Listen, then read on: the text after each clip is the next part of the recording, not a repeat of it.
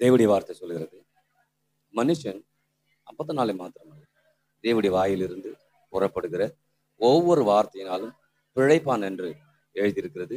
இதில் எழுதியிருக்கிற வார்த்தைகளை நான் விசுவாசிக்கிறேன். இயேசுவின் நாமத்தில் எல்லா நன்மைகளையும் பெற்றுக்கொள்வேன். ஆமென். கலாத்தியர் 2ஆம் அதிகாரம் 20ஆம் வசனம். கிறிஸ்துவுடைய கூட சிலுவையில் அறையப்பட்டேன், ஆயினும் பிழைத்திருக்கிறேன். இனி நான் அல்ல, கிறிஸ்துவே எனக்குள் பிழைத்திருக்கிறார். நான் இப்போது மாம்சத்தில் பிழைத்திருக்கிறதோ, என்னில் அன்பு கூர்ந்து எனக்காக தம்மை தாமே ஒப்பு கொடுத்த தேவனுடைய குமாரனை பற்றும் விசுவாசத்தினாலே பிழைத்திருக்கிறேன். ஆமென். இந்த 21 நாட்களிலும் தெய்வீக இணைப்பை குறித்தும், அந்த தெய்வீக இணைப்பின் மூலமாக உண்டாகிற தெய்வீக ஆசீர்வாதங்களை குறித்தும், அந்த தெய்வீக ஆசீர்வாதங்களுடைய வழிநடத்தலை குறித்தும் நம்ம பார்த்துட்டு வரோம். ஆமென். அப்ப இந்த மாலை வேலையில வழி நடத்தக்கூடிய காரியம் ரொம்ப முக்கியமானதா இருக்குது. ஆமென். கர்த்தர் பைபிள் சொல்லுது, அவர் தான் வழியா இருக்காரா, அவர் தான் சத்தியமா இருக்கிறாரா, அவர் தான் ஜீவன் என்ன பண்றாரு. அப்ப இயேசுவே வழியும் சத்தியமும் ஜீவனுமா இருக்கிறார். ஆமென்.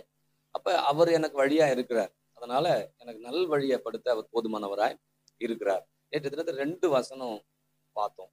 சங்கீதம் 25ல அதை திரும்ப எடுத்து வாசிப்போம். சாந்த குணமுள்ளவர்களை நியாயத்திலே நடத்தி சாந்த குணமுள்ளவர்களுக்கு தமது வழியை போதிக்கிறார். கர்த்தருக்கு பயப்படுகிற மனுஷன் எவனோ அவனுக்கு தாம் தெரிந்து கொள்ளும் வழியை போதிப்பார். ஆமென். அப்ப சாந்த குணமுள்ளவர்கள் அப்படின்னு சொல்லும்போது, அதை இன்னொரு மொழி பயிற்சியில் பார்க்கும்போது தாழ்மை உள்ளவர்களுக்கு. ஆமென். ஆமா. இப்ப தாழ்மை உள்ளவர்களுக்கு கர்த்தர் என்ன கொடுக்குறாரு? கிருபையை கொடுக்குறார். என்ன கொடுக்குறாரு? கிருபையை கொடுக்குறார். பெருமை உள்ளவர்களுக்கு இங்க கொடுக்குறாரு, அங்க எதிர்த்து நிற்கிறாங்க, ஒண்ணுமே கொடுக்கல. சாந்த குணமுள்ளவர்களை, அதாவது தாழ்மை உள்ளவர்களை நீதியிலே நடத்தி அவர்களை தமது வழியிலே போதிக்கிறார்னு சொல்லுது. இங்க என்ன சொல்றதுன்னா, கர்த்தருக்கு பயப்பட்ட மனுஷன் எவனோ அவனுக்கு தாம் தெரிந்து கொள்ளும் வழியை போதிப்பாரு.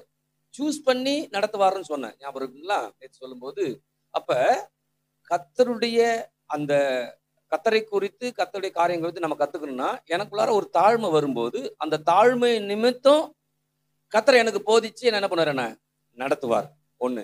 இன்னொரு காரியம், அவர் எனக்காக சூஸ் பண்ணி வைத்த பாதையில அவர் நடத்த போதுமானவராய். அப்ப அவர் வைத்திருக்கிற பாதையில நான் நடத்தப்படணும் அப்படின்னு சொல்லும்போது, எப்படி யாருக்கு நடத்துவாருன்னு தான் இங்க சொல்லுது. தாழ்மை உள்ளவர்கள் என்ன பண்ணுவார்? நடத்துவார். ஆமென். கண்டிப்பா நீதியில என்ன பண்ணுவாரு? நடத்துவார். நீதியில நடத்தி விசேஷமா அவர் பாதையில தெரிந்து கொண்ட பாதையில, அதான் உதாரணம் சொன்னேன். அதாவது அடிமைத்தனத்தில் இருந்த ஜனங்களை மீட்டு கொண்டு வந்து எங்க போகணும்னு ஒரு திட்டம் போட்டு அதை சூஸ் பண்ணி அந்த இடத்துக்கு கொண்டு போனார்.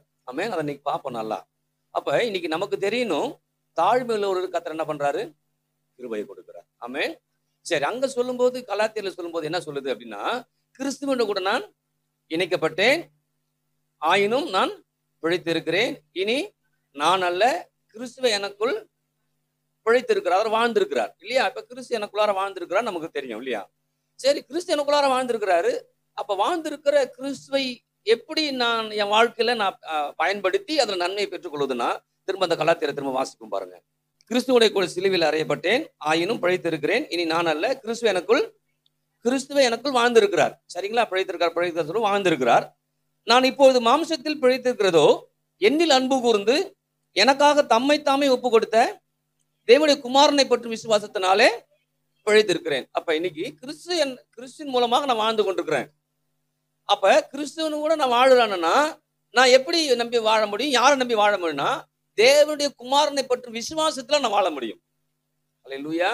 அப்ப இங்க அழகா சொல்லுது, நான் தேவனோடு இணைக்கப்பட்டிருக்கிறேன், தெய்வீக ஆசீர்வாதங்களை நான் வழி நடத்தப்படும்னா, கண்டிப்பா நான் தேவனுடைய குமாரனை பற்றும் விசுவாசத்துல நான் வாழ ஆரம்பிக்கணும். அப்படி வாழ ஆரம்பிக்கும் போது, இங்க விசுவாசத்துல வாழ ஆரம்பிக்கும் போது அங்க என்ன கொடுக்குறாரு? தாழ்மை உள்ளவர்களுக்கு கிருபை. அப்ப கிருபையாய் கர்த்தர் ஏற்படுத்தின எல்லா ஆசீர்வாதங்களையும் நான் பெற்றுக்கொள்வதற்கு தேவனுடைய குமாரனை பற்றி விசுவாசத்துல வாழணும். புரிஞ்சுச்சுங்களா? அப்ப கிருபை கொடுக்குது, விசுவாசம் என்ன பண்ணும்? எடுத்துக்கொள்ளணும். அப்ப எடுத்துக்கொள்ளக்கூடிய விசுவாசம் மாத்திரம் இருந்தா பத்தாது. எது தெரியணும்? முதல்ல கிருபை தெரியணும். அப்ப கிருபையால ஏற்படுத்தப்பட்ட எல்லா ஆசீர்வாதத்தையும் நான் விசுவாசத்தில் பெற்றுக்கொள்ள முடியும். அதான் இங்க சொல்றாரு, தேவனுடைய குமாரனை பற்றி விசுவாசத்தில் நான் வாழுறேன். ஏன் தெரியுமா வாழுறேன்? அவரை விசுவாசிக்கிறேன். அவர் எந்த அளவுக்கு விசுவாசிக்கிறேனோ அந்த அளவுக்கு என் வாழ்க்கை நன்மை வரும். எதை விசுவாசிக்கிறேன்? தாழ்மை உள்ள ஒரு கிருபை கொடுக்கிறார். அப்ப கிருபைங்கிற இயேசுவை நான் விசுவாசிக்கும் போது கண்டிப்பா நான் என்ன பண்ணுவேன்? வாழ்வேன். ஆமென் சொல்லலாமா? அப்ப ஒண்ணு தேவனுடைய குமாரனை பற்றி விசுவாசத்துல வாழ்றேன். அந்த விசுவாசம் எதை சார்ந்து இருக்கணும்? கிருபையை சார்ந்து என்ன பண்ணும்? இருக்கணும். அப்ப அவர் எனக்காக ஏற்படுத்தி வைத்திருக்கிற எல்லா ஆசீர்வாதங்களும் நான் பெற்றுக்கொள்வதற்கு விசுவாசம் மாத்திரமல்ல, எனக்காக ஒண்ணு ஏற்படுத்தி என்ன பண்றாரு? வைத்திருக்கிறாருங்களை என்ன எனக்குள்ளார என்ன பண்ணும்? அதிகமாய் வரும். அப்ப இன்னைக்கு இந்த மாலை வேலை வந்திருக்க ஒவ்வொருவரும், நான் சிலுவையில் அறையப்பட்டிருக்கிறேன், இனி நான் அல்ல, கிறிஸ்து எனக்குள்ள வாழ்ந்து கொண்டிருக்கிறார். வாழ்ந்து கொண்டிருக்கிற இயேசு எப்படி வாழ்வன்னா, அவரு என்னில் அன்பு கூர்ந்து கொண்டு என்ன பண்றாரு? இருக்கிறார்.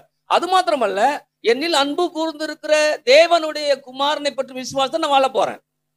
என்ன என் மேல அன்பு கூறுகிறார். அன்பு கூறுறதால நான் குமாரன் மேல அன்பு கூறுறேன். அன்பு கூறுறதால எனக்கு விசுவாசம் என்ன பண்ண அதிகரிக்குது. அப்படி அதிகரிக்க அதிகரிக்க அதிகர நான் விசுவாசத்துல வாழ்ந்து கொண்டே என்ன பண்ணுவேன்? இருப்பேன். ஆமென். ஹல்லேலூயா. அப்ப வாழ்ந்து கொண்டிருக்கும் போதுதான் கிருபையை கொடுக்கிறார்.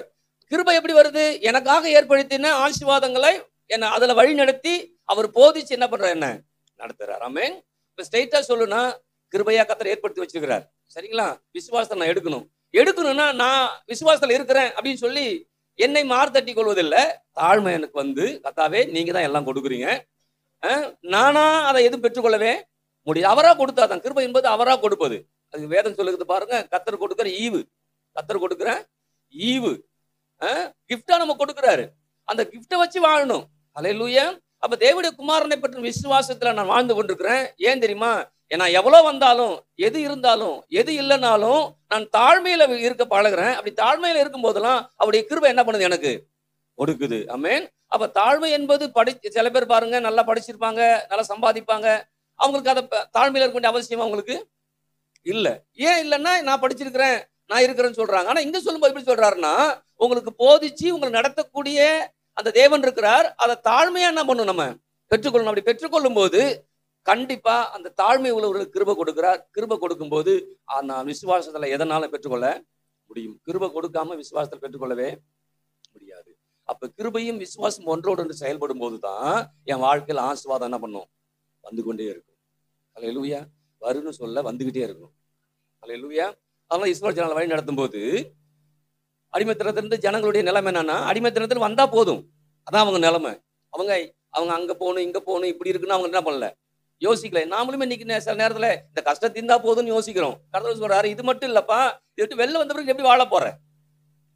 இல்லை, வயதானவங்க எல்லாம் பாருங்க, ஜெபம் பண்ண கொடுக்குறான். ஐயா ஜெபம் பண்ணுங்க அப்படிம்பாங்க. ஏம்மா அண்ணா, என் புள்ளி கல்யாணம் ஆகிற வரைக்கும் நான் இருந்தா போதும் அப்படிம்பாங்க. அப்ப என்ன யோசிக்கிறாங்க? அவங்க ஒரு திருமண காரியத்துக்கு யோசிக்கிறாங்க. வெறும் திருமண காரியத்தை மாத்திரம் கர்த்தர் யோசிக்கல, அடுத்த கட்ட நிலையும் கர்த்தர் என்ன பண்றாரு? அப்ப திருமணம் ஆயிடும். திருமணம் ஆன பிறகு அப்புறம் ஜெபம் வரும். என்ன ஜெபம்? என் பிள்ளைக்கு குழந்தை பிறக்கிற வரைக்கும், அப்புறம் என் பிள்ளைக்கு என் பேத்திக்கு ஒரு குழந்தை பிறக்கிற வரைக்கும், இப்படிதான் லைஃப் போகுது. ஆனா அப்படி இல்லை. தாழ்மையா இருக்கும்போது அவர் எனக்கு ஏற்படுத்தின எல்லா வழிமுறைகளையும் எனக்கு போதிச்சு என்ன அந்த பாதையில் என்ன பண்ணுவாரு? நடத்து வரமே. அப்போ 1 by 1 எனக்கு நடந்துகிட்டே என்ன பண்ணும்? இருக்கும். இது வரைக்கும் உங்க வாழ்க்கை 1 by 1 நடக்கல அப்படின்னா ஏதோ 8 சிக்கல் இருக்குது. என்ன சிக்கல்? தேவனுடைய குமாரனை பற்றி விசுவாசத்துல வாழல, தேவனை நம்பி வாழல, தேவனை சார்ந்து வாழல. தேவனை சார்ந்து தேவனை நம்பி வாழாம இருக்கும்போது கிருபையா ஏற்படுத்த எல்லாத்தையும் எதுவுமே பெற்றுக்கொள்ளவே முடியாது. அப்ப இன்னைக்கு நாம் பெற்றுக்கொள்வதற்காக அல்ல, என்னை உருவாக்குனவர் அவர்தான். ஹல்லேலூயா. என்னை தாயின் கருவில உருவாகும் முன்னே என்ன தெரிந்து கொண்டவர், அழைத்தவர். அப்ப சும்மா அவர் எனக்கு செய்யல, நான் அவர் சும்மா போய் கேட்கல, என்னை அழைத்தவர்கிட்ட என்ன பண்றோம்? நம்ம கேட்கிறோமே. அப்ப இந்த மாலை வேலையில அந்த தேவனை பற்றும் விசுவாசத்துல வாழும்போது, நான் தாழ்மையாக இருக்கும்போது அவருடைய கிருபையெல்லாம் எனக்கு என்ன பண்ணும்? ஹல்லேலூயா. அப்ப எந்த அளவுக்கு நான் தாழ்மையா இருக்கிறேன் அப்படின்னா, இல்லையா, இயேசு கிறிஸ்து வாழ்ந்த நாட்கள்ல அதான் பிரச்சனை, தாழ்மை தான் பிரச்சனை. அதான் தாழ்மை எப்படி காமிக்கிறாருன்னா, டக்குன்னு இறங்கி காலை என்ன பண்றாரு? கழுவி அந்த சுத்தம் பண்றாரு. பேதுரு, ஐயோ அதெல்லாம் நீங்க செய்யக்கூடாது அப்படின்னு அவன் என்ன பண்றான் சொல்லும்போது, அப்பனா உனக்கு என்கிட்ட பங்கு இல்லை அப்படிங்கிறாரு. ஐயோ நீங்க காலை மட்டும் கழுவான, உடம்புறா கழுவுங்கிறான். அவன் என்னன்னா ஏதோ உணர்ச்சி வசப்பட்டு ஏதோ அப்படிதான் ஓடிட்டு இருக்கு. அப்படி இல்லை, எனக்கு இப்ப புரியும். அதை அங்க பேதுரு பார்க்கும்போது பேதுருக்கு புரியாம இருந்துச்சு, அதனால உணர்ச்சி வசப்படுறாரு. இன்னைக்கு நான் உணர்ச்சி படக்கூடாது, எல்லாம் அக்கவர் ஆணிவரம் ஆண்டவர் போட்டிருக்கிறாரு. அப்ப நான் உணர்ச்சி வசப்படக்கூடாது, நான் விசுவாசிக்கணும். ஹல்லேலூயா. இன்னைக்கு ஆண்டவருக்கு அதை செய்ய போறேன், இதை செய்ய போறேன்னு சொல்றது இல்ல, நான் விசுவாசிக்கிறேன் கர்த்தரை நான் நடத்துவார் என்று சொல்லி. அப்ப பேதுருட்ட என்ன ஃபால்ட் இருக்குதோ அதை நான் பார்த்து என்ன சரிப்படுத்திக்கிறதுக்காக ஆவியானவர் வச்சிருக்கிறாரு. அப்ப பேதுரு உணவு விசேஷப்பட்டாருங்க, நானும் உணவு விசேஷப்படுறேன்னு சொல்றது இல்லை. எத்தனை பேர் புரியுது அவங்களுக்கு? அப்ப இந்த மாலை வேலையில கிருபையா ஏற்படுத்தின எல்லா ஆசீர்வாதங்களையும் நான் என் வாழ் நாட்கள்ல தொடர்ந்து போய்கிட்டே இருப்பேன். தொடர்ந்து போறது மாத்திரமல்ல, ஒரு அருமையான இடம் எனக்காக என்ன பண்ணிருக்கு, ஆயத்தமாக்கப்பட்டிருக்கிறது. இஸ்ரவேலுக்கு என்ன ஆயத்தமாக்கப்பட்டது? பாலும் தேனும் ஓடுகிற நலமும் விசாலமான தேசம். ஆமென். அங்க கொண்டு போய் சேர்க்கிறேன்னு கர்த்தர் சொன்னாரு. அவங்க எல்லாம் யாரும் எனக்கு கொடுங்கன்னு கேட்கவும் இல்ல. அப்படி ஒரு எண்ணமும் அவங்களுக்கு இல்ல. நமக்கும் பாருங்க, இது முடிஞ்சா போதும், அது முடிஞ்சா போதும் நினைக்கிறோமே தவிர, கர்த்தர் எனக்காக என்ன வச்சிருக்கிறாருன்னு யோசிக்க தவறி விடுகிறோம். ஏன்னா அந்த அளவுக்கு பார்வை போக மாட்டேங்குது. ஒரு குறுகிய வட்டத்துக்குள்ளார இருக்கிறோம். ஆனா கர்த்தர் நமக்கு குறுகிய வட்டத்துல பார்க்கல. எனக்காக ஒரு பெரிய திட்டம் சொன்ன இல்லையா, பெரிய திட்டத்தை கர்த்தர் நம்ம இருக்காரு வைத்திருக்கிறார். அந்த திட்டத்துக்கு நேரம் நடத்துறாரு. அந்த திட்டத்துக்கு நேரம் நடத்தும் போது எனக்கு சில காரியங்கள் புரிய ஆரம்பிக்கணும். புரிய ஆரம்பிச்சு திட்டத்துக்கு நேரம் நான் செல்லுவேன். என்ன இருக்குதுன்னு யோசிக்க மாட்டேன். அப்ப இஸ்ரவேல் ஜனங்களை பாருங்க, பாலும் தேனும் ஓடுகிற நலம் விசாலம் கொண்டு போய் சேர்க்கிறேன்னு சொல்லிட்டாரு. இது யார்கிட்ட சொன்னாரு? முதல்ல வாக்குத்தத்தம் யார்கிட்ட கொடுத்தாரு? ஆபிரகாமோட்ட கொடுத்தாரு. மெயினே ஆபிரகாம் தான். சுவிட்ச் போட யார் தான்? அப்ப ஆபிரகாமு கொடுத்துருக்க. ஆபிரகாமு கிட்ட கொடுத்ததால அந்த நாட்கள் வரும்போது கர்த்தர் வாலண்டியரா இறங்கி காரியத்தை என்ன பண்றாரு? இன்னைக்கு சில நேரத்துல நமக்கு நல்லது நடக்கு. நான் விசுவாசிக்கிறதால இல்ல, கிருபையா கொடுத்துட்டே இருக்கிறாரு. அல்லேலூயா. ஏன்னா கிறிஸ்துவனோடு நான் இணைக்கப்பட்டிருக்கிறேன். எனக்கு நான் அந்த கிறிஸ்து என்னோட இருக்கிறார். இருக்கிற இயேசுவை நம்பி நான் வாழாம இருக்கும்போது நான் அப்படியே இருப்பேன். நான் நம்பி வாழும்போது எனக்குள்ள நன்மை என்ன பண்ணும்? ஏன் என் நிமித்தம் இல்ல, கிறிஸ்து நிமித்தம் எனக்கு ஆசீர்வாதம். அல்லேலூயா. ஏன் ஆசீர்வாதம்? கிறிஸ்துவ நம்புறவன் ஓட்டாண்டி என்ன பண்ணக்கூடாது இல்லையா? ஆபிரகாமுடைய சந்ததி ஆசீர்வாத சந்ததியா இல்லாம இருக்கவே கூடாதுன்னு ஆசீர்வாதத்தை கொடுத்துட்டு என்ன பண்றாரு? இன்னைக்கு நமக்கு புரியணும், நான் கிறிஸ்துவின் சந்ததியில இருக்கிறேன். அதனால ஆபிரகாமுக்கு உண்டான ஆசீர்வாதத்தை கொடுக்கும்படியா இயேசு கல்வாரி சிலுவையில மரித்து இருக்கிறார். சாபத்தை நீக்கி இருக்கிறார். புதிய ஆசீர்வாதத்தை கொடுத்திருக்கிறார். அதனால நான் ஆசீர்வாதத்தை சந்ததி. இன்னைக்கு என்ன இருக்குதுன்னு இல்ல, ஆசீர்வாத சந்ததி. ஏன்னா எனக்காக என்ன ஏற்பாடு பண்றாங்க எனக்கு என்ன பண்றது தெரியுது. எத்தனை பேருக்கு தெரியுது? அல்லேலூயா. அவ்வளவுதான். ஆண்டவராக இயேசு குறித்து அழகா அங்க அந்த ஆவியானவர் கொண்டு எழுதி வச்சுக்கிறாரு. என்னது? எந்த கண்ணும் கண்டதில்லை, எந்த காதும் கேட்டதில்லை, எந்த மனிதர்களுக்கு தோன்றவில்லை, நமக்கோ தேவன் ஆவியில அதை வெளிப்படுத்துகிறார். ஆவியில உங்களுக்கு வெளிப்பாடு வருதா? இல்ல ஆவி அமைஞ்சு போய் கிடக்குதா? வார்த்தையை படிச்சோம்னா ஆவி அமைஞ்சு போகாது, சுடர் விட்டு எரியும். வார்த்தையை படிக்கலன்னா ஆவி அமைஞ்சு போய் கிடக்கும். ஆனா இன்னைக்கு வார்த்தையை நான் நம்புறேன். எப்படி? எந்த வார்த்தையை நம்புறேன்? இஸ்ரவேல் ஜனங்கள் அடிமைத்தனத்தில் இருந்தாங்க, அவர்களை கர்த்தர் மீட்டு கொண்டு வந்தார். என்னையும் கர்த்தர் மீட்டு கொண்டு வர அவர் போதுமானவராய் இருக்கிறார். இப்ப மீட்டு வந்துட்டோம். வெளியில பாவத்துல இருந்து சாபத்துல என்ன பண்றோம்? வெளியில வந்துட்டோம். வந்த பிறகுதான் பெரிய சவால் என்ன பண்ணுது இருக்குது. அதுல இருக்கும்போதாவது நமக்கு பெருசா தெரியல. இப்ப பெரிய சவால்கள் என்ன பண்ணுது? இஸ்ரவேல் ஜனங்க பாரு, அடிமைத்தனத்துல இருக்கும்போது பிரச்சனையே இல்லைங்க. வெளில வந்த பிறகுதான் பெரிய சவால்கள் இருக்குது. ஆனா பெரிய சவால்கள் வரும்போது இஸ்ரவேல் ஜனங்கள் ஒண்ணுமே செய்யல. தேவனே எல்லாத்தையும் செய்யறார். இன்னைக்கு நாமளும் ஒண்ணும் செய்ய வேணாங்க. நான் என்ன பண்ணும்? தேவனை பற்றி விசுவாசத்துல வாழணும். தேவனுடைய வார்த்தையை நம்பி வாழணும். அப்படி தேவனை பற்றி விசுவாசத்துல வாழ்ந்துட்டேன்னா, அந்த வார்த்தையை நம்பி வாழ்ந்துட்டேன்னா, எந்த இடத்துல இருந்தாலும் கர்த்தர் அங்க காரியங்களை மாற்ற போதுமானவராய் எத்தனை பேர் ஆமென் சொல்லுது? இன்னும் கதையை பார்த்தோம்னா, இஸ்ரவேல் அடிமைத்தனத்தை கொண்டு வருவதற்கு முன்பாக 10 வாதைகள் இல்லையா? பலம் பொருந்திய ராஜா, பலம் பொருந்திய அரசு அந்த நாட்கள் இருக்கும்போது அதையே ஒண்ணு இல்லைன்னு பண்ணி தான் வெளில கொண்டு வந்தாரு. அப்ப யோசிச்சு பாருங்க, நீங்க அதை கூட அவங்க யோசிக்கல, பரவாயில்ல. ஆனால் கொண்டு வந்த பிறகுமாவது யோசிக்கணும், கர்த்தர் இப்படி நடத்த போறாருன்னு. அதையும் யோசிக்கல. ஆனாலும் பாருங்க, கர்த்தர் வாக்கு கொடுத்ததால நடத்தி கொண்டே இருக்கிறார். ஆனா இன்னைக்கு நான் உங்களை பார்த்து தயவா கேட்குது என்னன்னா, வாக்குத்தத்தம் கொடுத்துருக்கிறால, அதை கொஞ்சம் நம்பி விசுவாசி வாழ ஆரம்பிச்சிருங்களேன். அல்லேலூயா. அன்னைக்கு மாத்திரம் அவங்க கொஞ்சம் நம்பி, கொஞ்சம் விசுவாசத்துல, கொஞ்சம் விசுவாச வார்த்தையில வாழ்ந்துருந்தாங்கன்னா 13 நாள்ல போயிருப்பாங்க கானான் தேசத்துக்கு. ஆனா அவங்க விசுவாசிக்க தவறிருந்தால, இவர் வாக்குத்தத்தம் பண்ணிருந்தால, இவரை என்ன பண்ணும்? நடத்தி கொண்டு போய் தான் அவங்க கட்டாயத்துக்கு வந்துருச்சு பாருங்க. இன்னைக்கு நம்ம கட்டாயத்துக்குள்ள போறோம்னா நம்ம வாழ்க்கை கடுமையா இருக்கும். எத்தனை பேருக்கு புரியுது? கடுமை இல்லாம இருக்குன்னா விசுவாசிக்கணும். ஆண்டவர் வாக்குத்தத்தம் கொடுத்திருக்கிறார், அதை நான் விசுவாசிக்கிறேன். ஏற்ற காலத்துல மழை பெய்யும், ஆசீர்வாதமான மழை பெய்யும். ஆண்டவரே அப்படின்னோம்னா விசுவாசிக்கலன்னு அர்த்தம். நீங்க சொல்லியிருக்க ஆண்டவர், நான் விசுவாசிக்கிறேன். அல்லேலூயா. அதுக்காக ஒரு காலத்தை கத்த வச்சுக்கிறார். காலத்தை வச்சோன்னா உடனே அதி நினைச்சுக்கூடாது, இன்னும் நல்ல காலம் வரல போல் இருக்கு. இப்ப 7:30 போயிட்டு இருக்கு போல் இருக்கு, 8 ஆகும்போது தான் வரும்போது இருக்குன்னு யோசிக்கக்கூடாது. உண்மையிலே நிறைய பேரு 7:30 அப்படின்னு சொல்லும்போது உங்களுக்கு என்ன தெரியும் சொல்லுங்க? 7:30ன்னா 7:30 வருஷம் ஜனங்கள் அதை நம்பி 7:30 வருஷம் அவங்க வாழ்க்கை வீணடிக்கிறாங்க. 7:30 வருஷம் வரைக்கும் அவங்க இருக்கிறாங்க. தலையில் இருக்குது, இங்க வந்திருக்குது, இங்க வந்திருக்குது, இங்க வந்திருக்கு, இங்க வந்திருக்கு, இங்க வந்து பாதம் போனாதான் 7.5 வருஷம் முடியுது. யோசிச்சு பாருங்க. வாழ்க்கையில அந்த 7.5 வருஷம் எவ்வளவு முக்கியமான நாள், முக்கியமான நேரம், முக்கியமான நாள், சம்பாதிக்கிற நாளா இருக்கும், மேல வரக்கூடிய நாளா இருக்கும், உழைச்சு மேல வரலாம், இல்ல வீடு கட்டக்கூடிய நாளா இருக்கும், ஒரு உயர்வு. அவ்வளோ பெரிய இந்த 7.5 வருஷம், 7.5 வருஷம் வரைக்கும் அவங்க முடிவு பண்றாங்க, எந்த காரியம் பண்ணாலும் விளங்காது. அதனால எதையும் செய்ய வேணாம். ஏதோ சம்பாதிச்சோம், ஏதோ சாப்பிட்டோம், ஏதோ பண்ணணும். 7.5 வருஷம் ஓட்டணும். யோசிச்சு பாருங்க.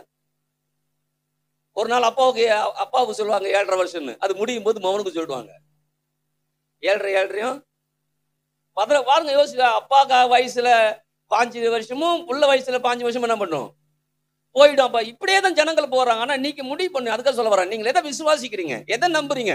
அப்ப நேரம் ஏற்ற காலம் சொன்ன உடனே ஓஹோ ஆண்டவர் ஒரு நாளை வச்சிருக்கிறார், நேரத்தை வச்சிருக்கிறார், பொறுக்க இந்த நேரத்தை நடக்கும், அந்த நாட்கள் நடக்கும் அப்படின்லாம் இல்ல. ஆசீர்வாதத்தை துவக்கிட்டார் இல்லையா? ஒரு பெண் கன்சீவ் ஆகுறாங்க. ஆனா 10 மாசத்துல என்ன பண்ண குழந்தை? அப்ப ஒரு முழுமையான ஆசீர்வாதத்துல கர்த்தர் நடத்துறாரு. அப்ப யோசிச்சு பாருங்க, இன்னைக்கு நான் ஆசீர்வாதத்துல போயிட்டு இருக்கிறேன், அது முழுமைக்குள்ளார போகிறேன். அதனால எனக்கு பார்க்கும்போது ஒரே ஆத்து வெள்ளம் மாதிரி வரல, சாதாரணமா ஏதோ போயிட்டு இருக்கு. ஆனா எனக்கு ஒண்ணு தெரியுது, முழுமையான ஆசீர்வாதத்துல கர்த்தர் என்ன பண்ணுவார், என்னை நடத்துவார். அப்படிதான் இஸ்ரவேல் ஜனங்கள் அடிமைத்தனத்துல வந்த பிறகு அவங்களுக்கு விசுவாசிக்க தெரியல, நம்ப தெரியல. ஆனா கிருபையா கர்த்தர் நடத்தி கொண்டே வருகிறார். ஆனா கொஞ்சம் விசுவாசம்னா சீக்கிரம் அதுக்குள்ளார என்ன பண்ணலாம். அப்ப முதல் சம்பவம் அவங்களுக்குள்ளார எது நிக்குது பார்க்கும்போது, அவங்களுக்கு வந்து செங்கடல் என்ன பண்ணுது, நிக்குது. அவ்வளவுதான், முடிஞ்சு போச்சு அப்படின்னு யோசிக்கிறாங்க. செங்கடல் 2 கர்த்தர் பிளந்து என்ன பண்றாரு, அவங்க வழி நடத்தி கொண்டு போகிறாரு. இன்னைக்கு ஒவ்வொரு பிரச்சனையும் உங்களுக்கு கடல் மாதிரி நிக்குதுன்னா கர்த்தர் சொல்றாரு, நீ விசுவாசி, நீ விசுவாசிப்பா. ஹல்லேலூயா. தேவனை பற்றி விசுவாசத்துல வாழுறியா? அப்படி வாழ்ந்தனா கடல் உனக்கு 2 பிளக்கும். ஹல்லேலூயா. ஏன்? என்னில் அன்பு கூர்ந்து, என் மேல அன்பா இருக்கிறாரு. எனக்கு ஒரு தடை வந்துச்சுன்னா எனக்கு முன்பாக அவர் கடந்து போய் தடை என்ன பண்றாரு, அதை ஒண்ணும் இல்லாம ஆக்கி, அந்த தடையை, எனக்கு முன்பாக இருக்கிற தடையை எல்லாத்தையும் மாத்தி என்னை ஆசீர்வாதமான காரியத்துக்குள்ள என்ன பண்ற கர்த்தர். எது பேர் ஆமென் சொல்றது? அப்ப இன்னைக்கு நீங்க முடிவு பண்ணும், தேவனுடைய குமாரனை பற்றி விசுவாசத்தை நான் வாழ போறேன். ஏன் தெரியுமா? நான் அவரோட இணைக்கப்பட்டிருக்கேன். நான் அவரோட இணைக்கப்பட்டதால அவற்றை ஆசீர்வாதம் நான் பெற்றுக்கொள்வதற்கு விசுவாசம் மூலம் அவசியம் என்னப்படுது இருக்குது. அப்ப விசுவாசத்தின் மூலமாக மழையா இருந்தா என்ன பண்ணுவேன், தாண்டி போய்கிட்டே இருப்பேன். எத்தனை பேர் ஆமென் சொல்றது? அப்ப இன்னைக்கு அங்க இஸ்ரவேல் ஜனங்களுக்கு எது முதல்ல வந்துச்சு பிரச்சனை? செங்கடல் வந்துச்சு.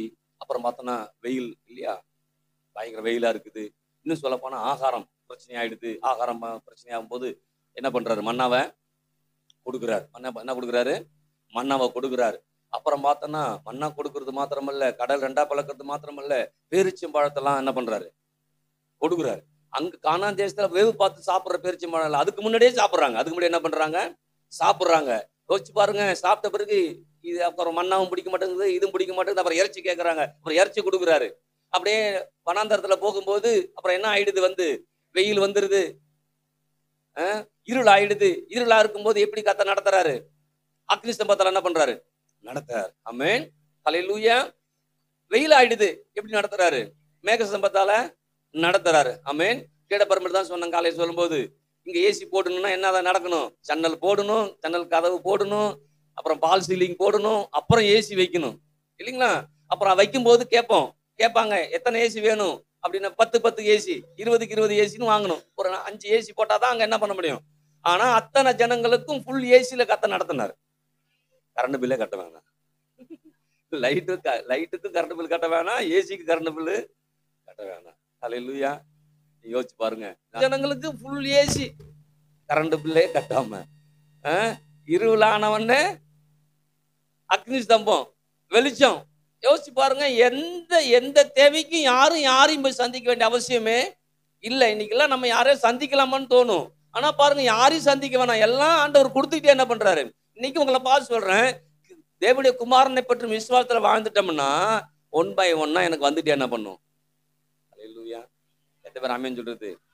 தடை உடையும், பேரிச்சம்பழம் வரும், தண்ணி குடிக்க போறாங்க, அது கசப்பா இருக்குது.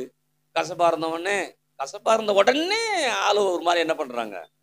நாமளும் சில நேரம் கசப்புகள், வெறுப்புகள் வரும்போது ஆண்டவரை தப்பா பேசிக்கிறாரு, தப்பா கூட யோசிச்சுட்டாரு. ஏன்னா அது ஆட்டோமேட்டிக்கா பிசாசு கொடுக்குற குணம். அது டக்குன்னு ஆண்டவரை தான் நினைக்கும், வேற நம்மளை பத்தி யோசிக்க மாட்டோம். ஆண்டவரே இப்படி வாழ்க்கை இப்படி ஆகி போச்சே, லாஸ் ஆயிடுச்சே, நான் பண்ண தப்பு தான் ஆண்டவரே, என்னை மன்னிச்சுன்னு யாரும் சொல்லவே மாட்டோம். தட்டுமுன்னு ஆண்டவரே ஏன் இப்படி லாஸ் ஆச்சுன்னு கேட்போம். அவர் உன் கையில தானே எல்லாம் இருந்து, நீ லாஸ் பண்ணிட்டு என்ன கேட்குறீ அப்படிம்பாரு. அல்லேலூயா. ஏன்னா டக்குன்னு பிசாசு கொடுக்குற என்னன்னா, யாரோட இருக்கிற கனெக்ஷனை கட் பண்ணோமோ அதை தான் கட் பண்ண வைப்பான். நீங்க தவறா யோசிச்சுட்டாவே முடிஞ்சு போச்சு கனெக்ஷன் கட்டு. நம்ம கனெக்ஷன் கட்டு நாம நினைக்கிறோன்னா இவங்களா இப்போ கரண்ட் நின்று போகுது இல்லைங்களா, கட் ஆயிடுச்சுன்னா ஒன்றும் ஒயர் துண்டிக்கப்படல, வரக்கூடிய இது என்ன பண்ணுச்சு, அந்த பவர் வருது கட் ஆயிடுச்சு. அப்ப யோசிச்சு பாருங்க, இன்னைக்கு நான் தவறா எண்ணும் போது, தவறா யோசிக்கும் போதெல்லாம் கனெக்ஷன் தான் இருக்கு மாதிரி இருக்குது, ஆனா எனக்கு சப்பலை வர மாட்டேங்குது, ஃபேன் ஓட மாட்டேங்குது, லைட் ஓட மாட்டேங்குது, ஏசி ஓட மாட்டேங்குது. ஏன் ஓட மாட்டேங்குது? என் நினைவு அதை கட் பண்ணிருச்சு.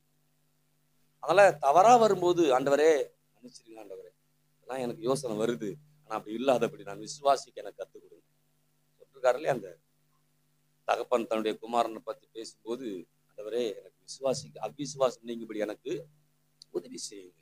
அதெல்லாம் உங்களுக்கு சொல்லி கொடுத்துருங்க. எத்தனை பேர் அந்த மாதிரி அவிசுவாசம் வரும்போது ஆண்டவர்கிட்ட கேட்டுக்கிறீங்க, ஆண்டவரே என்னை விசுவாசம் தோக்குங்க ஆண்டவரே, என்னை நடத்துங்க ஆண்டவரே, எனக்கு சில காரியத்தை கற்றுக் கொடுங்க ஆண்டவரே, நான் மேலே வரும்னு நினைக்கிறேன். யோசிச்சு பாருங்க, அப்படிப்பட்டவரை தான் கர்த்தர் மேலே கொண்டு வருவார். இன்னைக்கு நீங்க கீழே கிடந்தோட மேலே கொண்டு உட்கார வச்சிருவாரு. ஆமென். அப்ப இஸ்ரவேல் ஜனங்களை அடிமைத்திலிருந்து கொண்டு வந்தது மாத்திரமல்ல, செங்கடல் 2ஆ பிளந்தது, யோர்தான் நதி பிளந்தது, தண்ணி கொடுத்தது இல்லையா. திடீர்னு தண்ணி தாகமாயிடுறாங்க பாருங்க, கொஞ்ச நாள் 3 நாள் பிரயாணம் பண்ணி தண்ணி தாகமாறுது, அப்படியே ஒரு மாதிரி ஆயிடுறாங்க ஆளுவ. இன்னைக்கு நீங்கெல்லாம் ஏதாவது ஒண்ணு கிடைக்கலன்னா ஒரு மாதிரி ஆயிடாது. ஏதோ நீங்க நம்ம ஒண்ணு எதிர்பார்க்கிறோம், யாரும் எதிர்பார்க்க இல்லை. கிடைக்கலன்னு சொன்ன உடனே அப்படியே எல்லாத்தையும் விட்டுட்டு விரக்தியிலே வாழ்ந்துடாதீங்க. ஒண்ணு தெரியும், அழைத்த தேவன், வாக்குத்தத்தம் பண்ணின தேவன் எனக்கு தெரியும், அவரையே நான் நம்பிக்கொண்டிருக்கிறேன். அல்லேலூயா. போர் போடல, என்ன போடல, போர் போடல. யோசிச்சு பாருங்க, ஆண்டவரை நடத்துன புறம் சாப்பிட்டு இருப்பாங்க, எல்லாம் பண்ணியிருப்பாங்க, ஆனா எதுவுமே அவங்களால எதுவும் செய்யல, எல்லாமே கர்த்தர் என்ன பண்ணாரு. இன்னைக்கு நமக்கு கர்த்தரே கிருபையை எல்லாம் செய்ய விரும்புறாரு. இந்த கிருபையில எத்தனை பேர் வாழ விரும்புறது? வாழ விரும்புனா தாழ்மையோட வந்து, ஆண்டவரே நான் விசுவாசிக்கிறேன் ஆண்டவரே எனக்கு உதவி செய்யுங்க. அல்லேலூயா. அப்படி உதவி செய்யும் போது உங்க வாழ்க்கையில இருக்க எல்லா சவால்களையும் சந்திப்போம். மேல வருவோம். சொல்லுங்க, மேல வருவோம், மேல வருவோம், முன்னேறுவோம். ஆமென். இதெல்லாம் கடந்து போய் கூட அந்த ஜனங்கள் விசுவாசிக்கல. பிரச்சனை இதெல்லாம் கடந்து போய் கூட விசுவாசிக்கல.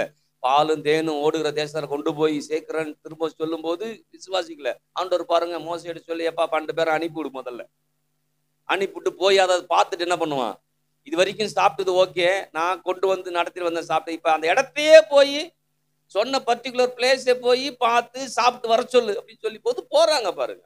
போய் 12 பேரும் போய் நல்லா மூக்கு பிடிக்க என்ன பண்றாங்க. ஏன்னா அப்படிதான் 12 பேரும் போய் அங்கேயே இருந்து சாப்பிட்டு வராங்க. ஆனா பாருங்க, கர்த்தர் பாரு சொன்னது மாதிரியே இருக்குது, அதை விட அதிகமா இருக்குதுன்னு யாரும் சொல்லல. எல்லாம் கரெக்டு தான் நம்ம சொல்லுவோம்ல, சாப்பிட்டியா, ஆமா சாப்பிட்டேன் தான், ஆனா அது மட்டும் இல்லம்மா இல்லையா. நாம ஒண்ணு எதிர்பார்த்துட்டு இருப்போம் பர்டிகுலர், அதை தான் ஆண்டவரே இவங்களை எதிர்பார்க்கறதுக்கு மேல வச்சிருந்தாரு. அல்லேலூயா. எதிர்பார்க்கறது மேல வச்சிருந்தாரு. எல்லாத்தையும் எல்லாரும் சாப்பிட்டாங்க. சாப்பிடுறது மாத்திரமல்ல, கொண்டுட்டும் வந்தாங்க. கொண்டுட்டு வந்து இவனுக்கு கொடுத்துருக்காங்கன்னா லட்சக்கணக்கான பேர் கொடுத்துருக்காங்கன்னா எம்மா அள்ளிட்டு வந்துருப்பாங்க 12 பேரும். எவ்வளவு அள்ளிட்டு வந்து கொடுத்துருப்பாங்க. எல்லாத்தையும் எல்லாம் சாப்பிட்டுட்டு டே அந்த 10 பேர் சொல்லும்போது 10 பேர் சொல்றாங்க இல்லையா, எல்லாம் ஓகே தான், எல்லாம் சரிதான், அவங்க வந்து நம்ம அவங்க பார்வையில நாம எப்படி இருக்கிறோம், வெட்டி கிளிகளா இருக்கிறோம். இப்படி பேசும்போது இவ சாப்பிட்டோன்னாவது சொல்லணும். என்ன சொல்லிருக்கணும், என்னடா நினைச்சிட்டு இருக்கிறீங்க, நல்லா சாப்பிட்டோம்ல, சரியா நீ பார்க்காம வந்துட்ட, 2 பேரும் நல்லா பார்த்துருக்கான பத்தியா, நீ அதை மாதிரி ஏன் பார்க்கலன்னு இவனு சொல்லிருக்கணும், ஜனங்கள் சொல்லிருக்கணும். எல்லாமே ஜனங்கள் எந்த பக்கம் சாயிறாங்க? நமக்கும் சில பேர் பாருங்க அப்படித்தான் சாய்வாங்க. எது நமக்கு டிராபேக்கா இருக்கோ அதுல தான் கவனம் செலுத்துவாங்க. அதை வச்சு நம்மளை இழுப்பாங்க. என்ன ஆண்டவர்னு போனிய, என்ன நடந்துச்சு, ஆமால போனா சரி விடு, கூச்சப்பானையா போவோம், பட்டு போவோம், ஆராதிப்போம், வந்துடுவோம். நீ மாட்டி போகணும், ஆராதிக்கணும், வந்துடணும். நீ மாட்டி போகணும், ஆராதிக்க வந்துடணும், அதுல பலன் இல்லை. ஆனா ஆராதிக்க வரும்போது முழு உள்ளத்தோடு முழு மனதோடு கர்த்தரை ஆராதிக்கணும். அல்லேலூயா. இப்ப இவ்வளோ விஷயத்தையும் ஆண்டவர் ஏன் அவங்களுக்கு செஞ்சாரு யோசிச்சு பாருங்க. ஏன் செஞ்சாரு? தண்ணியை கொடுத்தாரு, செங்கடலை 2ஆ பொளந்தாரு, இறைச்சி கொடுத்தாரு, மன்னாவை கொடுத்தாரு, மேக ஸ்தம்பமா இருந்துச்சு, அக்னி ஸ்தம்பமா இருந்துச்சு. அதெல்லாம் எதற்காக செஞ்சாரு ஆண்டவர்? அவரை ஆராதிக்கணும். சோறெல்லாம் போட்டு ஆராதின்னா இவன் மூக்க பிடிக்க திண்டு படுத்துவான் போல் இருக்கு. அல்லேலூயா. முறுமுறுப்பான். கொஞ்சம் இந்த பீஸு நம்ம பசங்கிட்ட பாருங்க, சோறு போட்டு பீஸ் வச்சோம்னா நம்ம பீஸ் அது பீஸ் தான் நல்லா இருக்கு. உடனே இதை தூக்கி அங்க போட்டோம்னா அடுத்து பார்க்கும்போது இது இல்ல அதே திரும்ப மாத்தோம். ஏன்னா நாமளும் சில நேரம் அப்படிதான் இருக்கிறோம். பீஸ் பிரச்சனை ஆயிடுச்சு சில நேரத்துல. அல்லேலூயா. ஆனா இன்னைக்கு புரியணும், நான் நல்லா சாப்பிட்டு திருப்தியா என்ன பண்றேன்? அல்லேலூயா. வர நாட்கள் இதை விட நல்லா திருப்தியா என்ன பண்ணுவேன்? இருப்பேன். ஏன்னா சில ஜனங்கள் இது வரைக்கும் போனது அற்புதத்திலும் அதிசயத்திலும் அழகா சொன்னாங்க. ஆனா அதுக்கு மேல எதுக்குள்ளார போறாங்க? அவங்க ஆசீர்வாதத்துக்குள்ளார போறாங்க. எதுக்குள்ளார போறாங்க? அப்ப அற்புதம் அதிசயம் ஓகே தான். ஆனால் ஆசீர்வாதமே வந்துருச்சு. வந்த பிறகு அற்புதத்தை அதிசயத்தை எதிர்பார்க்க வேண்டிய அவசியமே இல்ல. இன்னைக்கு நீங்களும் அப்படிதான் இருக்க போறீங்க, நானும் அப்படிதான் இருக்கிறேன். இன்னைக்கு வழி நடத்தி கொண்டு போறாரு. நான் மன்னாவை புசிக்கும் போது சந்தோஷமா புசிக்கிறேன், தண்ணியை குடிக்கும் போது சந்தோஷமா குடிக்கிறேன், இறைச்சி சாப்பிடும் போது சந்தோஷமா சாப்பிடுறேன், லைட்டு கரண்ட் பில்லு கட்டும் போது நான் சந்தோஷமா கரண்ட் பில்லை கட்டுறேன். அல்லேலூயா. எத்தனை பேருக்கு புரியுது சொல்றது? பேரிச்சி பழம் சாப்பிடும் போது நல்லா தான் சந்தோஷமா சாப்பிட்றேன், எல்லாம் ஓகே. இது அற்புதத்தால் நடந்துட்டு இருக்குது, அதிசயம் நடந்திருக்குது. ஆனால் நான் ஆசீர்வாதத்துல போட்டேன்னா அங்கேயே மரம் இருக்குது, பேரிச்சி மரம் அங்கேயே இருக்குது. அங்கேயே நான் எப்பனாலும் ஏறி என்ன பண்ணலாம்? அல்லேலூயா. பால் அங்கேயே இருக்குது, கேணி அங்கேயே இருக்குது, வீடு அங்கேயே இருக்குது. எல்லாமே என்ன பண்ணுங்க நமக்காக கர்த்தர் ஏற்படுத்தி வச்சிருக்கிறாரு. அல்லேலூயா. அல்லேலூயா. அப்ப இன்னைக்கு நீங்களும் நானும் ஒவ்வொரு முறையும் தேவனுடைய குமாரனை பற்றி விசுவாசத்தில் வாழ ஆரம்பிச்சோம்னா வரக்கூடியதெல்லாம் நம்ம நன்மையா யோசிப்போம், கர்த்தருக்கு நன்றி சொல்ல பழகுவோம். ஆனா தேவனுடைய குமாரனை பற்றி விசுவாசத்தில் வாழாம இருந்துட்டோம்னா இந்த வாயில அந்த சுவை இருக்கிற வரைக்கும் பேசிட்டு இருப்போம். சுவை மறைஞ்சு போச்சுன்னா நான் மறந்துடும்ல. 3 நாளைக்கு முன்னாடி சாப்பிட்டோம்னா யோசிப்போம், காலையில் என்ன சாப்பிட்டோம், ஏன்னா மறந்துடுவோம். மறக்கிற குணம் உடைய மனிதர்கள் இல்லையா? ஆனா சிலதை மறக்கவே முடியாது. எதை சிலதை மறக்க முடியாது? இல்ல இல்ல, யாராவது நம்மளை தவறா பேசி திட்டிருந்தானே என்ன பண்ண மாட்டோம், எத்தனை வருஷம் மறக்க மாட்டோம். ஏன் அதை மட்டும் வச்சுக்கிறோம்? அதுதான் நம்மளை காயப்படுத்துது. ஆனா காயத்தை கட்டும் போது அது மறக்கணும், காயத்தை கட்டுனது நினைவுக்கு வரணும். ஆனா நிறைய பேர் காயத்தை கட்டுனது நினைவுக்கு வர மாட்டேங்குது, காயப்பட்டு தான் என்ன பண்ணுது நினைவுக்கு விளங்குதுன்னு நினைக்கிறேன். அப்ப காயத்தை கட்டுனவரை பார்த்து யோசிக்கணும், காயத்தை ஏற்படுத்துற பத்தி யோசிக்க வேண்டிய அவசியம் இல்லை. ஏன்னா இப்ப காயத்தை கட்டிட்டாரு, அடுத்து காயப்படாமலே என்ன நடத்துவாரு. அதனால இவரை பத்தி யோசிக்கணும். அப்ப கிருபையா கர்த்தர் ஏற்படுத்தி எல்லா ஆசீர்வாதங்களையும் நான் பெற்றுக்கொள்வதற்கு தேவனை பற்றும் விசுவாசத்தை நான் என்ன பண்ணும், அப்படி வாழ்ந்துட்டேன்னா எல்லாம் என் பக்கம் என்ன பண்ணும். இன்னைக்கு உங்க பக்கம் ஆசீர்வாதம் எல்லாம் திரும்பி பார்த்துட்டு இருக்குது. போகும்போதே எல்லாத்தையும் சுவைக்க போறோம். ஆமென். வெகு சீக்கிரத்தில் என்ன பண்ணும், நடக்கும். எத்தனை பேர் ஆமென் சொல்றது? நல்ல வீட்டுக்கு போயிடுவோம். நாம் ஒரு சில பயணத்துல போகும்போது அந்த பயணத்தின் மத்தியில அதுல இருக்கிற கஷ்டத்தையும் பிரச்சனையும் யோசிக்கிறவங்க அதுல இருக்கிற ஆசீர்வாதங்களை தான் என்ன பண்ணும். ஆமென். இன்னைக்கு பைபிள்ல நிறைய காரியங்களை கர்த்தர் எழுதி வச்சுக்கிறார் இல்லையா? ஆபிரகாம் குறித்து, ஈசாக்கு குறித்து, யாக்கோபு குறித்து நிறைய பேரு ஆபிரகாமுடைய இன்னொரு பக்கத்தை பார்க்க விரும்புறத தவிர அவர் பார்த்து சரியான பக்கத்தை பார்த்து போக விரும்ப மாட்டேங்கிறாங்க.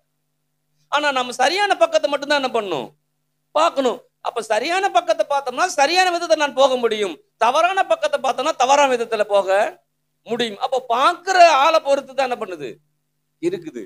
அதுல சில பேர் இருக்கிறாங்க, இதை வைக்காம இருந்தா நல்லா இருக்குமே அப்படின்னா, இல்லப்பா இதெல்லாம் இருக்கணும், உலகத்துல இப்பெல்லாம் இருக்குது. அதன் மத்தியில் ஆபிரகாம் வாழ்ந்தான், இப்ப இந்த உலகத்தை நீ வாழ்ந்துட்டு இருக்கிற. ரெண்டுமே இருக்குது, இந்த பிரச்சனை இருக்கு, அந்த பிரச்சனை இருக்குது. எந்த பிரச்சனை இல்லாம வாழணும்னு அதுல என்ன பண்ணு, நீ பயணம் பண்ண ஆரம்பிச்சிரு. அல்லேலூயா. ஆமென் சொல்றது.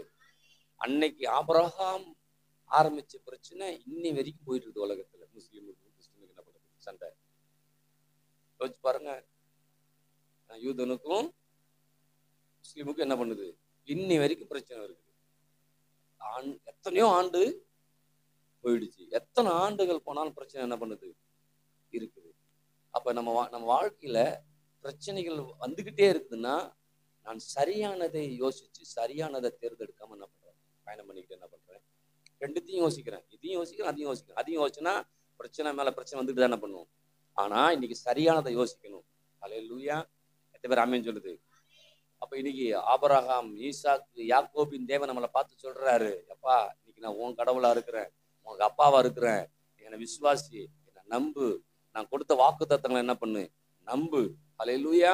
இன்னும் சொல்றாரு பாருங்க, சொல்லும்போது ஆண்டவர் ஜனங்களை ஆராதனை கொண்டு வரும்போது சொல்றாரு, எப்பா வருஷத்துல அதாவது ஒவ்வொரு மாதமும் முத நாள் என்ன பண்ணும், ஆண்டவர் நல்லா தொழுது கொள்ளணும். அது மாத்திரமல்ல 7வது நாள் தொழுது கொள்ளணும். இது ரெண்டுத்தையும் நீ விடவே கூடாதுங்கிறாரு. நீங்க யோசிச்சு பாருங்க, கூடாது, அதை விட்டுறவே விடாத. அப்ப ஞாயிற்றுக்கிழமைன்னா ஆராதனை என்ன பண்ணும், வரணும், ஆராதிக்கணும், கர்த்தருடைய வார்த்தை கேட்கணும், அதை சார்ந்து இருக்கணும். 1ஆம் தேதினா என்ன பண்ணும், ஆராதனைக்கு வரணும், வாக்குத்தத்தத்தை கேட்கணும். ஏன், இதுதான் அந்த மாதம் முழுக்க என்ன பண்ணும், என்னை கொண்டு போய் நடத்தி கொண்டு போகும். அல்லேலூயா. என்னால நடத்தவே முடியலனாலும் அது என்னை நடத்தி கொண்டு போய் என்ன பண்ணும், நிறுத்த. அதான் நான் உங்களுக்கு சொன்னேன், ஞாபகம் இருக்குங்களா, இந்த நம்முடைய சபை டெடிகேஷன் பண்றதுக்கு முன்பாக கர்த்தர் வாக்குத்தத்தம் கொடுத்துட்டாரு. கொடுத்த வாக்குத்தத்தம் நிறைவேறாம இருக்கிறதுக்காக அவ்வளோ போராட்டம் வந்துச்சு. ஆனால் நிறைவேறுவதாக தேவன் நமக்கு உதவி செய்தார். அல்லேலூயா. இன்னைக்கு நமக்கு பார்த்து, உங்களை பார்த்து சொல்றேன், இந்த மாதம் முழுக்க ஆசீர்வாதம் மழை, அப்படியே அதை விசுவாசிக்கணும், அப்படியே அதை நம்பணும். ஏன், மழை பெய்ய வைக்கிறது அவரு, ஆசீர்வாதம் எனக்கு. அல்லேலூயா. அப்ப ஆசீர்வாதத்தை பெற்றுக்கொள்ளக்கூடியவங்க நல்ல எண்ணங்களோடு நல்ல கர்த்தரை துதிச்சு அப்படி வாழ்ந்துட்டோம்னா ஈஸியா நன்மைகள் என்ன பண்ணலாம், பெற்றுக்கொள்ளலாமே. அப்ப நாட்களை நாம் பிரயோஜனப்படுத்திக் கொள்ளணுமே தவிர, கர்த்தர்ட்ட போய் ஏன் ஆண்டவரே 10 வருஷம் ஆச்சு ஆண்டவரே, ஏன் 20 வருஷம் ஆச்சு ஆண்டவரே, நான் உங்களுக்காக தானே எம்மா கஷ்டப்பட்டேன், நான் உங்களுக்காக தான் இவ்வளவு சிரமப்பட்டேன் அப்படின்னு பேசிட்டு இருக்கவே கூடாது. ஆமென். அல்லேலூயா. இன்னைக்கும் அருமையான பாஸ்டர் காபிரியல் பாஸ்டர்னு சொல்லி ஒரு இன்னைக்கு கர்த்தருக்குள்ள நித்திரை அடைஞ்சிட்டாரு. அங்க போயிருந்தோம் பாருங்க. இது வரைக்கும் நம்ம அந்த மாதிரி என்ன யாரும் சொல்றது இல்லை, கொஞ்ச நேரம் பிரசங்கம் பண்ணுங்க, ஜெபம் பண்ணுங்க, எதுவும் சொல்ல மாட்டாங்க. நான் மட்டும் போவேன், ஜெபம் பண்ணிட்டு நான் மட்டும் வந்துருவேன். நான் எந்த வித ப்ரிப்பேரும் இல்லை. பிரசங்கம் என்னை கூப்பிட்டாரு. போது மைக்கேல் பாஸ்டர் வசனங்களை படிப்பாரு அப்படின்னாரு. நான் போன உடனே வசனம்னு சொன்னேன், உங்களுக்கு என்ன தோணுதோ நீங்க செய்யுங்க அப்படின்னு. சரி அப்படின்னு சொல்லிட்டு இயேசு நாமத்தினாலே அருமையான போதகர்களுக்கும் உங்க குடும்பத்துக்கும் புதிய ஏற்பாடு சபையின் மூலமாக ஆறுதலை சொல்லிக்கிறேன் அப்படின்னு சொல்லி ஆரம்பிச்சு, அப்புறம் இவருக்கு முன்பாக நிற்கிற ஆளு கூட நமக்கு நான் ஒன்றும் பெரிய ஆளு கிடையாது. இவரு தான் அன்னைக்கு இயேசுங்கிற விதையை போட்டாரு. விதையை போட்டதால இன்னைக்கு நம்ம வளர்றதுக்கு வசதியா என்ன பண்ணுது இருக்குது அப்படின்னு சொல்லிட்டு ஒரு வசனம் மட்டும் சொல்றேன்னு சொல்லிட்டு தான் அந்த ஒரு வசனத்தை எடுத்தேன். கர்த்தர் காமிச்சிருந்த வசனத்தை டப்புன்னு 2 தீமோத்தேயு 4ஆம் அதிகாரத்துல உங்களுக்கு அதை சொல்லி கொடுக்குறேன். 4:5 நீயோ எல்லாவற்றிலும் மன தெளிவுள்ளவனாயிரு, தீங்கு அனுபவி, சுவிசேஷனுடைய வேலையை செய், உன் ஊழியத்தை நிறைவேற்று. இந்த வார்த்தை தான் படிச்சுட்டு கர்த்தர் ஆவியானவர் உதவி செஞ்சாரு பாருங்க. ஏன்னா இங்க சொல்லப்பட்ட விஷயத்தை இன்னைக்கு உங்களுக்கு சொல்ல வரேன் நானு. நீ எல்லாவற்றிலும் மன தெளிவுள்ளவனாய் இரு சொன்னேன். இன்னைக்கு அருமையான ஐயா அவங்க வாழ்க்கையில அவங்க அனுபவித்த காரியங்கள் மற்ற காரியங்கள்லாம் பார்த்துட்டு இன்னைக்கு நமக்கு ஒண்ணு பேசுறாரு. அவரு என்கிட்ட உங்ககிட்ட பேசுறாரு. என்ன சொல்றாரு தெரியுமா? என்ன பார்த்து சொல்றாரு, எப்பா நான் பட்டதெல்லாம் கஷ்டம்தான், ஆனா அதன் மத்தியில நான் அதை கடந்து வந்துட்டேன். ஆனா நம்மளை பார்த்து சொல்றாரு இன்னைக்கு, இந்த ஊழியத்தை செய்யும் போது குடும்பத்தை நடத்தும் போது மன தெளிவுள்ளவனா என்ன பண்ணு இருன்னு ஐயா சொல்லிக்கிட்டு இருக்கிறாரு. ஐயாவை சார்ந்த எல்லாம் கொஞ்சம் கேட்டுங்க, தெளிவா இருங்க அப்படின்னு சொல்ல கர்த்தர் உதவி செய்யாரு. அது மாத்திரமல்ல, அடுத்து சொல்லும்போது தீங்கு அனுபவி. இது கொஞ்சம் எல்லாருக்கும்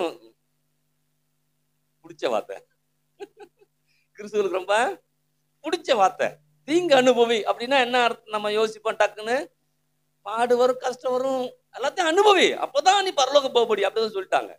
அப்ப இங்க சொல்லும்பா இன்னொரு மொழிபெயர்ப்பு டப்புன்னு பார்த்தோம் பாருங்க. அங்க சொல்லுது பாடுகளை தாங்கிக்கொள். அனுபவிக்க சொல்ல, தாங்கிட்டு மேல வான்னு சொல்லுது அப்படின்னு. அப்ப இவர் பாருங்க, இன்னைக்கு நமக்கு வாகனம் போறது எல்லாம் இருக்குது. நான் பார்த்துக்கிறேன், அநேக முறை அவர் நடந்து போயிருக்கிறார், அநேக இந்த எக்ஸல்ல போயிருக்கிறாரு. இப்படியே தான் இவர் வெள்ளை சட்டை வெள்ளை வெட்டதான் நான் பார்த்துருக்கேன். அடிக்கடி சிம்பிள் ஹம்பிளா நடந்தாரு. அப்ப எல்லாத்தையும் கடந்தாரு. எல்லாத்தையும் கடந்தவர் அந்த நாட்களை கடக்குவதற்கு அந்த பாடெல்லாம் அவர் ஏற்றுக்கொண்டார், அதை தாங்கிக்கிட்டார். தாங்கினதால அவனால ஊழியம் செய்ய முடிஞ்சிச்சு. இப்ப நாமளும் பாடுன்னு சொல்லிட்டு விட்டுறாதீங்க, அதை தாங்கிக்கிட்டீங்கன்னா அதுல இருந்து மேல என்ன பண்ண முடியும்.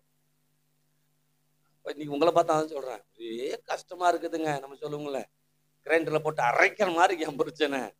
என்ன பண்ணாலும் அதுல மேலே வர முடியலன்னா கத்த சொல்றாரு, தாங்கிக்கிட்டேன்னா அதுல இருந்து மேல அவன் என்ன பண்ணுவாரு, கொண்டு வந்துவார். அப்புறம் சொல்லும்போது சுவிசேஷனுடைய வேலையை செய் அப்படின்னு சொல்லும்போது, இன்னும் அதுல ஒரு காரியத்தை சொல்லும்போது, இங்க வந்து சுவிசேஷ ஊழியத்தை என்ன பண்ணாம ஐயா பார்த்து நீங்க சொல்றாரு, உங்களை பார்த்து நம்மளை பார்த்து சொல்றாரு, எப்பா நல்லா சுவிசேஷத்தை என்ன பண்ணு, நீ சொல்லு, நல்லா தெளிவாயிரு, பிரச்சனைகள் கஷ்டங்கள்லாம் வரும்போது அதை தாங்கிட்டு மேல வர முடியும் எண்ணத்துல வளரு, பிளஸ் சுவிசேஷத்தை என்ன பண்ணு சொல்லு. இப்ப சுவிசேஷம் சொல்லணும்னா என்ன பண்ணும், எல்லாரும் டப்புன்னு ஊழியத்துக்கு வாங்கணும், எல்லாரும் நான் வேலையை விட்டு ஊழியத்துக்கு வரம்பிங்க. ஆண்டவர் உங்களை வந்து ஐயா ஊழியத்தை வேலையை விட்டுலாம் வர சொல்ல, என்ன வேலை செஞ்சாலும் அங்க சுவிசேஷத்தை எப்படி சொல்லுமோ அதை சொல்லு. அல்லேலூயா. நீ என்ன வேலை செய்யறது பிரச்சனை கிடையாது, எந்த வேலை செய்தாலும் சரி. விட்டுட்டு வர்றது நல்லது. இப்ப நாங்களாம் விட்டுட்டு தான் வந்தோம், ஆனா எல்லாரும் விட்டுட்டு வர சொல்லன்னு.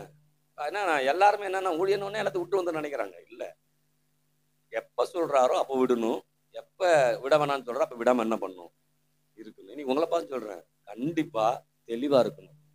கண்டிப்பா கஷ்டத்தை பார்க்கும்போது ஒண்ணு தெரியணும், என்ன அதுல இருந்து மேல கொண்டுட்டு. மூணாவது காரியம் என்ன சொல்றேன், என்ன அது சுவிசேஷத்தை. நாலாவது காரியம் என்ன பண்ணுது, உனக்காக கர்த்தர் வைத்திருக்கிற அழைப்புல நீ உறுதியா இருந்து அதை நிறைவேற்றிக்கிட்டே என்ன பண்ணுது. அல்லேலூயா. உண்மையில உங்களை பார்த்தா தான் சொல்றேன், கர்த்தர் நம்மளை அழைச்சிருக்கிறார், கர்த்தர் நம்ம தெரிஞ்சிருக்கிறார், கர்த்தர் நம்மளை அபிஷேகம் பண்ணியிருக்கிறார், கர்த்தர் நம்மளை பரிசுத்தப்படுத்திருக்கிறார். ஆனா இன்னைக்கு சொல்லணும், தேவனுடைய குமாரனை பற்றும் விசுவாசத்தை நான் வாழ்ந்திருப்பேன், நான் உயர்ந்திருப்பேன், நான் மேன்மை அடைவேன், எல்லாம் உண்டு. இது பெருமையா சொல்ல, கர்த்தரை நான் விசுவாசிக்கிறேங்க, அவர் எனக்கு செய்ய போறாரு. அல்லேலூயா. ஏன் தெரியுமா செய்யறாரு, நான் பெருமைக்காக சொல்ல, நான் தாழ்மையா கேட்கிறேன். நான் உங்களை விசுவாசிக்கிறேன் ஆண்டவரே, நான் உங்களுக்காக வாழ்ந்து கொண்டிருக்கிறேன், உங்க நாமத்துக்கு மகிமை செய்ய நான் வாழுறேன். எந்த இடத்துல நான் வாழறோம் அந்த இடத்துல என்ன வாழ வைக்கிற கடவுளா இயேசு இருக்கிறார். உங்களுக்கும் வாழ வைக்கிற கடவுளா இயேசு என்ன பண்றாரு. அப்ப பயந்துடாதீங்க, நடுங்கிடாதீங்க, என்ன நடக்குமோன்னு யோசிக்காதீங்க. கர்த்தர் வாக்குத்தத்தம் பண்ணினவர் உண்மை உள்ளவர், அதை நிறைவேற்ற ஒரு போதுமானவராய் இருக்கிறார். ஆமென். அல்லேலூயா. இன்னும் சொல்லும்போது அந்த பழைய ஏற்பாடு காலத்துல இருந்த அந்த காரண காரியங்கள் பார்க்கணும், பானக்கான தேசத்துக்கு கொண்டு போறது எல்லாமே பழைய உடன்படிக்கையின் ஆசீர்வாதங்கள். இன்னைக்கு நாம் புதிய உடன்படிக்கையின் ஆசீர்வாதத்தில் இருக்கிறோம். எப்படி விசேஷித்த உடன்படிக்கை சொந்தக்காரன் நம்ம இருக்கிறோம். அல்லேலூயா. அப்ப விசேஷித்த ஆசீர்வாதங்கள் சொந்தக்காரங்க நம்ம. அல்லேலூயா. எத்தனை பேர் ஆமென் சொல்லுது. அப்ப விசேஷித்த ஆசீர்வாதங்களுக்கு சொந்தக்காரங்க, விசேஷ உடன்படிக்கை சொந்தக்காரங்க, விசேஷ உடன்படிக்கைக்கு பங்காளங்க நம்ம என்ன பண்றோம் இருக்கிறோம். அதனால நான் வாக்குத்தத்தத்தை விசுவாசிக்கிறேன், நான் அந்த உடன்படிக்கையில இருக்கிறேன். உடன்படிக்கை என்பது நான் என்ன செய்திருக்கல, தேவன் எனக்காக என்ன செய்திருக்கிறார். அல்லேலூயா. இயேசு சொல்றார் இல்லையா, எல்லாம் முடிஞ்சிச்சுன்னு சொல்லிருக்கிறாரு. அப்படின்னா என்ன அர்த்தம், உன்னை வரைக்கும் ஆட்டி படைக்கிற எல்லா காரியங்களும் முடிஞ்சிடுச்சு.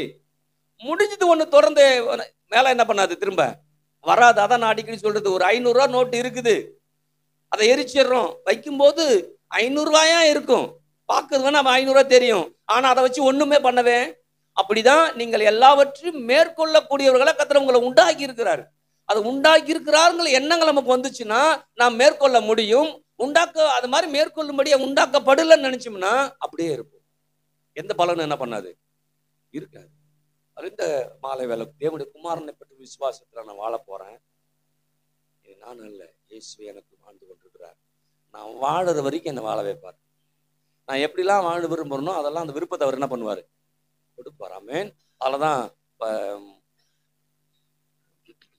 எபிரேயர் 12ஆம் அதிகாரத்தில் 1ஆம் வசனம், இத்தனை திரளான மேகம் போன்ற சாட்சிகள் நம்மை சூழ்ந்து கொண்டிருக்கிற பாவமான யாவற்றையும், நம்மை சுற்றி நெருங்கி இருக்கிற பாவத்தையும் தள்ளிவிட்டு விசுவாசத்தை துவக்குறவரும் முடிக்கிறமா இருக்கிற இயேசுவை நோக்கி நமக்கு நியமித்திருக்கிற, நமக்காக நியமிச்சுட்டார் எல்லாத்தையும். அல்லேலூயா. அப்ப நியமித்ததால நான் முடிவு பண்றேன், நான் பொறுமையா ஓடுனாலும் அது எனக்கு தான், வேகமா ஓடணும் அது எனக்கு தான். அல்லேலூயா.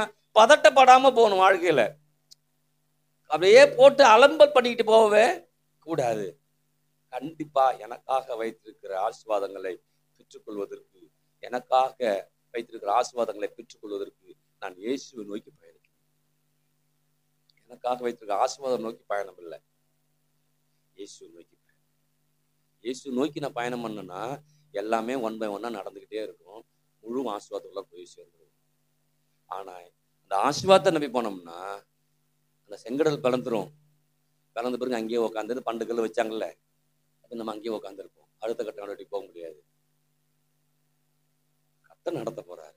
மேல வரேன், அங்க போய் அந்த தடை விட்டு வெளில போனோடனே எதை தான் நினைப்பேன் நான்?